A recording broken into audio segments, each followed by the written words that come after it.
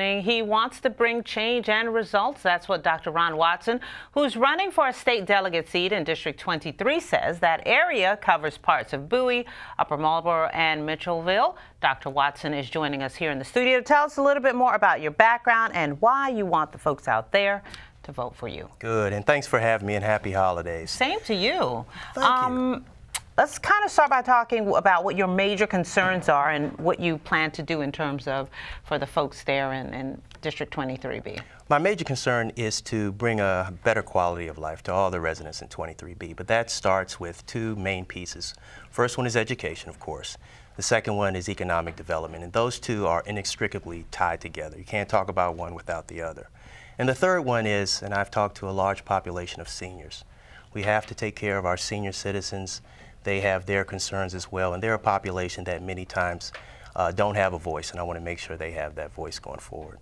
Now, you've held other leadership positions. How do you think those have prepared you to run for this seat? Well, certainly being on the Board of Education from 2006 to 2010 gave me direct insight as to what it takes to have a vibrant and well-run school system, how the funds get distributed, those challenges that cause funds not to be distributed the way they should be, and also the entire governance of a school system. But also, more importantly, what inhibits you from having a good school system. From that, also being appointed to the Prince George's County Blue Ribbon Commission studying the structural deficit. I was appointed by the County Council, and that was 2 years of looking at what have we put in place in the past that inhibits us from producing revenue in the future. Right now, Prince George's County still has a structural deficit. We continue to spend more money than we're bringing in. And again, that's a function of not just the housing market, which declined, but the lack of new economic development that can offset the burden that taxpayers pay. We were just chatting. You've run for this seat before, so what are you doing this time around differently to get those voters in your corner? Well, the one thing we did was we kept working. So after 2004, as I said, I worked for the County Council. Currently, I am a board member of the Greater Bowie Chamber of Commerce, and our job in that capacity is to welcome and provide a support mechanism for all new development in our district. We were proud to see the week before Thanksgiving, BJ Restaurant and Brew House open up in Bowie Town Center, which is outstanding. But if you know 23B, it starts at Bowie State University and goes south down 301 to Upper Marlboro. Trade zone is kind of the dividing line between Upper Marlboro and Bowie. And anybody that goes south down 301, after they pass Rips, there's nothing there until you get to Waldorf. And so many of the citizens in Upper Marlboro are very concerned, and we have to provide a mechanism where they're no longer spending their money outside of our county. That money needs to be circulated in our county, and only then can we really impact our own economic development. Now, the incumbents there are Delegate Marvin Holmes, who's been in that position since 2003. Also, Joseph Valerio, been there since 1975. It's kind of hard to unseat incumbents who've been in positions that long, but what you're saying, and we talked about it a little bit earlier, you want a fresh perspective, something new, take people in a new direction, right? That's right. I mean, we've been doing things a certain way for a very long time with very few results, especially in 23B, and we can do a lot better. I think that my experience on the school board, my experience working with the Chamber of Commerce, and I also forgot to tell you, I'm also a member of the board on Bowie State University Foundation.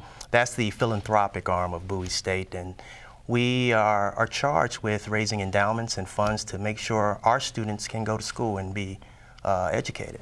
Okay. And so those three experiences, I believe, will serve me well as my background in IT. I do have a doctorate degree in information technology, system engineering, to be more specific. And what I tell everyone, every time technology changes, people lose jobs. That's just the way it is. And we have to put an infrastructure in place that helps to support all of our residents so that we can handle those ebbs and flows. One of the things I do want to push for is free two-year college for everyone. Okay. And just quickly, if elected, what are you going to hit the ground doing? What's the first thing that we'll see you try to change? The very first thing, right, the very first thing, and many people need to understand this in our county, is that there's something called the Kerwin Commission, which is now looking into how education funding is going to be distributed among the state.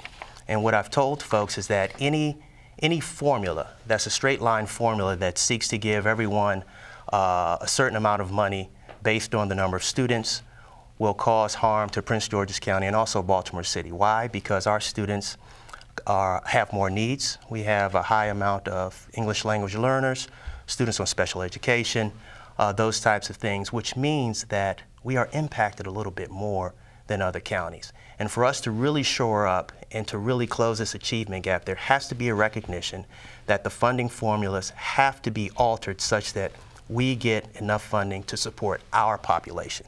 It has always been unfair to compare Prince George's County school system with that of Montgomery County. It's like night and day. Our county needs to be compared with other school districts of an urban flavor, like Baltimore City, like Charlotte, Mecklenburg, like Atlanta, like Philadelphia, like New York. Only then can we look at best practices and really work together to see common solutions so that all of our students can succeed. Okay, well, we'll leave it right there. And if people want to know more about you, we'll tell them how they can do it. They can check out your website. And if you guys, okay, ronformaryland.com. Again, ronformaryland.com right there on your screen to find out more about the candidate. Appreciate your time. Thank you so much.